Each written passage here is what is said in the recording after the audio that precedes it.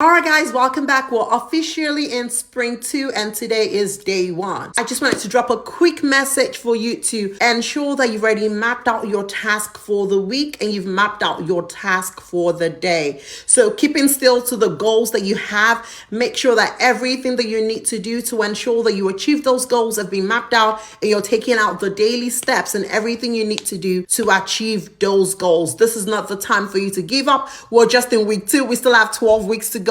Have faith in yourself, have faith in your goal, and just trust yourself that you have everything you need to succeed. I know that sometimes you'll feel tired, sometimes it will look like you're not making progress, but I want you to keep going and keep pushing. And at the end of this 12-week challenge, you will be amazed at how far you've come. So I just wanted to give you a quick boost to let you know that this is another week for you to smash your goals. This is another week for you to be intentional. And I'm here rooting for you as I'm also pursuing my goals and ensuring that things happen for myself. So all the best, and I'll catch you in the next video. Bye.